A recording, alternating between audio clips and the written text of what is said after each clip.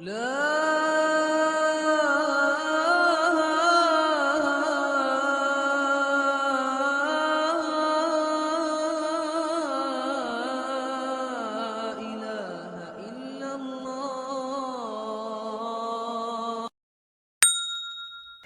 مولانا الیاس رحمۃ اللہ علیہ جو تبلیغی جماعت کے بانیوں میں سے تھے، ان کے دل میں بڑی فکر تھی کہ جب انگریز نے بر صغیر پر قبضہ کر لیا تو بہت دیہاتوں میں ارتداد پھیل گیا، مرتد ہونا شروع ہو گئے لوگ.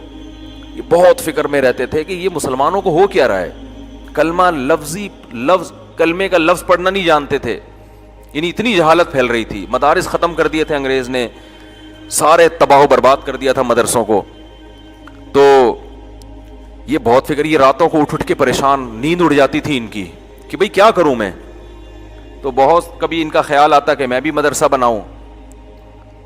تو پھر یہ سوچتے کہ مدرسے میں تو محدود لوگ آتے ہیں نا، محدود بچے ہوتے ہیں، محدود لوگ ہوتے ہیں. یہ اتنی بڑی قوم جو اتنے لاکھوں لوگ ہیں ہندوستان کے، جس میں پاکستان اور بنگلہ دیش بھی تھا، ان کے ایمان کو کیسے بچایا جائے. نہ پیسے ہیں، نہ وسائل ہیں. حکومت برطانیہ کی ہے، وہ تو اسلام کو نہیں پسند کرتا تھا. تو اتنا درد تھا ان کے دل میں. ان کی سوانے میں لکھا ہے کہ راتوں کو نیندیں اڑ جایا کرتی تھی ان کی. ان کے اہل خانہ بتاتے ہیں چہل قدمی کر رہے ہوتے تھے رات کو. پوچھتے کیا کہہ رہے ہیں یہ ہمارے یعنی مسلمانوں کا ہوگا کیا، یہ تو سب اسلام سے دور ہو جائیں گے، اس کو کیسے روکا جائے.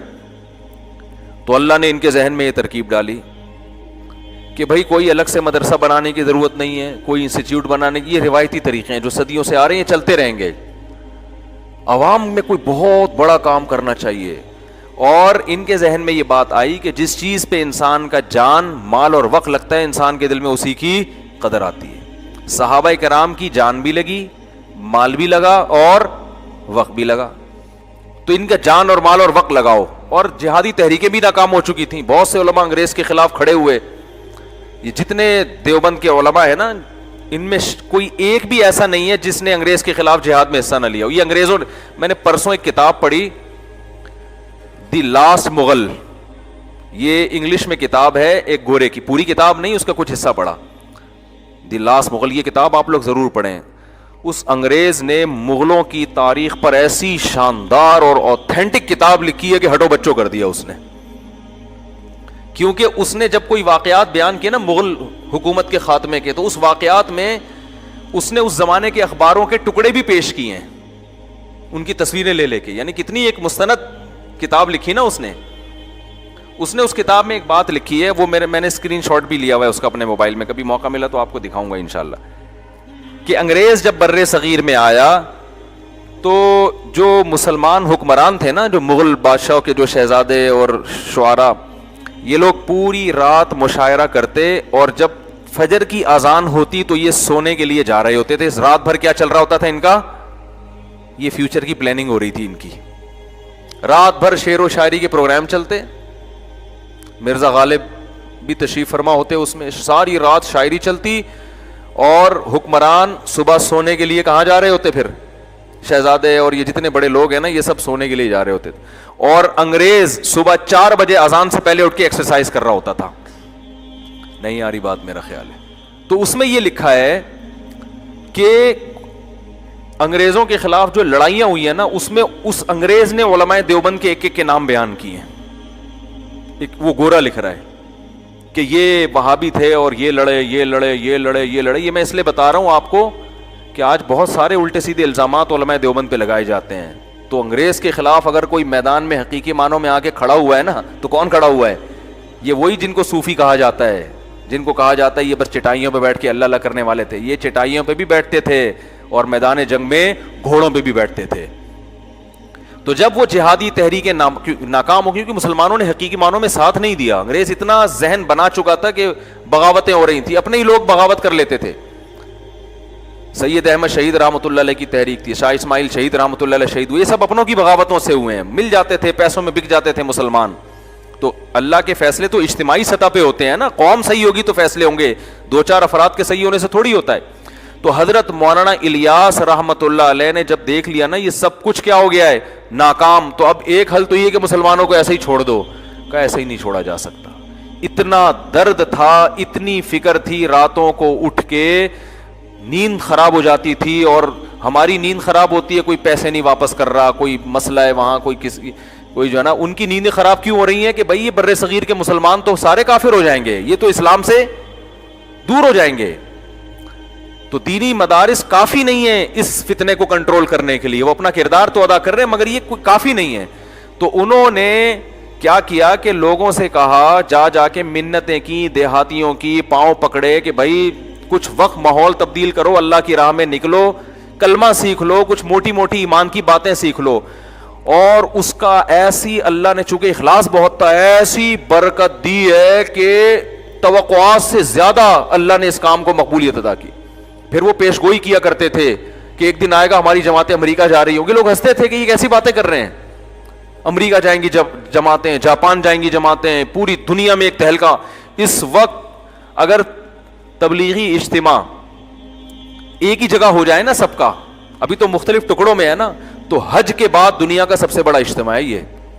حالانکہ نہ کوئی انٹرٹینمنٹ ہے, نہ لنگر تقسیم ہو رہا ہے, کچھ ہو رہا ہے, نہ کوئی ایئر کنڈیشن روم ہے, مٹی میں دریوں پہ لوگ بیٹھے ہوئے, اور وہ دریاں بھی اپنے گھر سے لے کر آ رہے ہیں.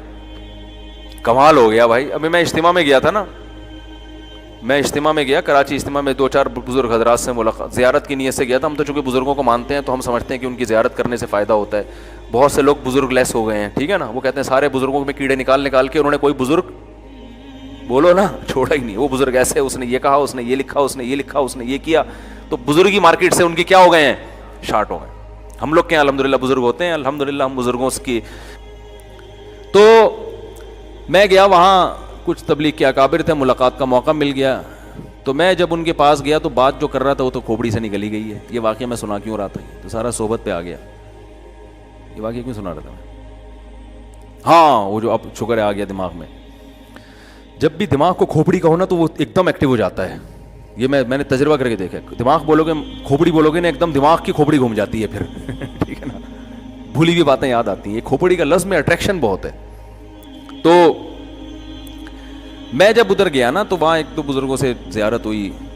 تو وہاں ہم جب بیٹھے نا کھانا کھانے کے لیے, میں اخلاص بتا رہا ہوں کہ حضرت مولانا الیاس رحمۃ اللہ علیہ کا جو سینے کا درد تھا نا وہ کیسے منتقل ہوا ہے.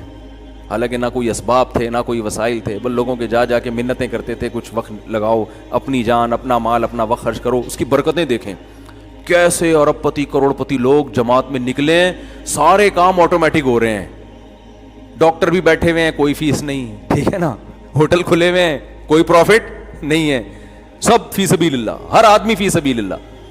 تو میں جب وہاں گیا تو ایک وہاں کوئی پرانے تھے, انہوں نے مجھے کھانا دیگ پہ بیٹھے ہوئے تھے, وہ دیگیں کھلا رہے تھے نا, ہم بھی بننے بن کے بیٹھ گئے وہاں پہ, ہمیں بھی خیر کھلایا انہوں نے. پھر پھوڑ کا کون چھوڑتا ہے بھائی. تو میں نے کہا یار یہ دیگ پہ کون بیٹھا ہوا ہے, تو انہوں نے بتایا یہ کتنی فیکٹریوں کے مالک ہیں, یہ کتنے کروڑ پتی آدمی ہیں, اور دیکھو کیسے اپنے آپ کو کیا کر دیا. مجھے تو کوئی دیگ پہ بٹھایا, میں تو کم از کم نہیں بیٹھوں گا, میں کھا لوں گا. یہ دیگ پہ مجھے کوئی تصویر کھینچ کے ڈال دے گا, مفتی صاحب کا بزنس ہے, کس کا, دیگوں کا, عجیب سا لگ رہا ہوتا ہے نا آدمی. میں بکری کے ساتھ تصویر کھنچوانے کے لیے تیار ہوں, بریانی یا قورمے کی دیگ کے ساتھ مجھے تصویر کھنچواتے ہوئے بڑی شرم آتی ہے, کیونکہ ایسا لگے گا ان کا کیا ہے, یہ دیگوں کا کام کر رہے ہیں. ہمیں تو بڑی شرم آتی ہے, ہم تو نہیں بیٹھ سکتے, لیکن ان کا جگر ہے کہ نہیں ہے. دیکھو ایک کوئی دیگ کو کسی کا بزنس ہے وہ تو بیٹھ جائے گا نا, لیکن اگر کسی کا بزنس بہت اونچے لیول کا ہو, اس کو دیگ پہ بیٹھتے ہوئے شرم آئے گی. وہ تو کہے گا میں دیگ کا آرڈر تو کر دوں گا, لیکن میں دیگوں میں کھانا بانٹوں گا نہیں, اتنی نہیں ہو رہی. ہاں بس آرڈر, جیسے ہم بھی کبھی کبھار کسی کو کھلانا ہوتا ہے, دیگ کا آرڈر کر دیا, بھائی ادھر ہی بانٹ بوٹ کے آ جاؤ. دیگ پہ بیٹھتے ہوئے انسان کو شرم آتی ہے. میں نے دیکھا یار دیگ پہ بیٹھ کے کیا کر رہے ہیں, اور ایک نہیں ہے, لاکھ ہزاروں لوگ تبلیغ میں جڑے ہوئے ہیں, ان کی کروڑوں روپے کی آمدن ہے, درجنوں فیکٹریاں, ایسا اپنے آپ کو مٹی میں ملایا ہوا ہے, خاک میں ملایا ہوا ہے. غریب سے غریب آدمی کے پاؤں پکڑ پکڑ کے اس کو اللہ کی راہ میں نکال رہے ہیں, جس سے کوئی لینا دینا نہیں ہے. تو جب یہ میں اصل بتا رہا تھا, کام جب شروع ہوا نا تبلیغ کا, تو بہت پھیلنا شروع ہو گیا. حضرت مفتی محمد شفیع صاحب رحمۃ اللہ علیہ ایک دفعہ گئے حضرت مولانا الیاس رحمۃ اللہ علیہ کی عیادت کے لیے, بیمار ہو گئے تھے. تو حضرت مولانا الیاس رحمۃ اللہ علیہ نے فرمایا جو میں اصل استدراج سمجھانا چاہ رہا تھا کہ بے دین میں اور دینداروں میں کیا فرق ہوتا ہے، کہ بے دین آدمی کو گناہ کر رہا ہے، عیاشی کر رہا ہے، اور اس کو نعمتیں مل رہی ہیں تو سمجھتا ہے کہ کیا یہ سب صحیح ہو رہا ہے بھائی. اور جو اہل اللہ ہوتے ہیں وہ تقوی اختیار کرتے ہیں اور ان کو عیاشی نہیں بلکہ ان کے دین کے کام میں برکت ہو رہی ہے، تو وہ سمجھ رہے ہوتے ہیں شاید اللہ کی طرف سے ڈھیل نہ ہو، کہیں ایسا نہ ہو اللہ ناراض ہو اور اللہ نے کہا چلو ابھی کام کو پھیلنے دیتا ہوں. تو حضرت مولانا الیاس رحمۃ اللہ علیہ بیمار تھے. حضرت مفتی محمد شفیع صاحب رحمہ اللہ تعالی نے ان کے پاس گئے تو حضرت مولانا الیاس رحمۃ اللہ نے فرمایا کہ تبلیغ کا کام اتنا پھیلتا جا رہا ہے مجھے ڈر ہے کہ یہ اللہ کی طرف سے ڈھیل نہ ہو. آپ اندازہ لگاؤ کہ ایسا نہ ہو کہ اللہ ہم سے ناراض ہو اور اللہ وقتی طور پہ ترقی دے رہا ہو ہم کو کہ چلو فی الحال تم جو کام لے کے چلے تھے میں اس کو پھیلا رہا ہوں، لیکن اندر سے اللہ کیا ہو، ناراض ہو، اور آخر میں ہمیں کہیں پکڑ نہ لے. تو حضرت مفتی محمد شفیع صاحب تھے مفتی، حقیقی مفتی. ایسے نہیں کہ آج پتھر اٹھاؤ تو کیا نکلتا ہے، ہر پاگل سے پاگل کیا بنا ہوا ہے، مفتی بنا ہوا ہے. اتنا سستا لفظ ہو گیا ہے نا کہ میں کہتا ہوں کسی کو کچھ نہیں آتا تو مفتی لگا دو اس کے نام کے ساتھ. جن چڑیل بھوت بھگانے والے بھی کیا ہیں، مفتی. استخارے نکال کے لوگوں کو الو بنانے والے بھی کیا ہیں. اور مجھے کسی نے بتایا امریکہ میں ایک صاحب استخارہ نکال کے بتا رہے ہیں اور کہ یہ کر لو یہ نہیں کر لو. میں نے، اور وہ مفتی بھی ہیں، میں نے کہا جیسے دن اور رات جمع نہیں ہو سکتے نا، مفتی اور استخارہ جمع. مفتی کو سب سے پہلے پتا ہوتا ہے کہ استخارے میں کچھ نکل ہی نہیں سکتا تو کہاں سے نکال کے پبلک کو بتا رہا ہے یہ، نہ کوئی سگنل نہ کوئی اشارہ. تو وہ جو تھے حضرت مفتی شفیع صاحب رحمۃ اللہ علیہ واقعی مفتی تھے. تو انہوں نے فرمایا کہ یہ استدراج نہیں ہے، استدراج بولو نہیں ہے، یہ ڈھیل نہیں ہے، آپ تسلی رکھیں. کہا کہ آپ کو کیسے پتہ چل گیا ڈھیل نہیں ہے؟ کہا اگر یہ اللہ کی طرف سے ڈھیل ہوتی نا تو آپ کو یہ خوف نہ ہوتا کہ یہ ڈھیل تو نہیں ہے. خاندانی جواب دیا کہ نہیں دیا؟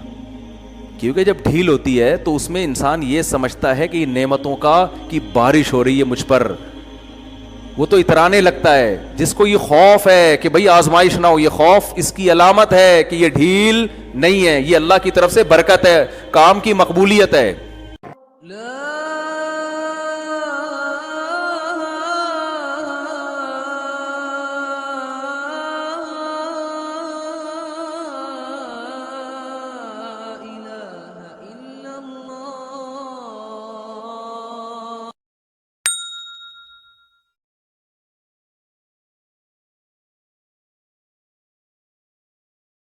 اللہ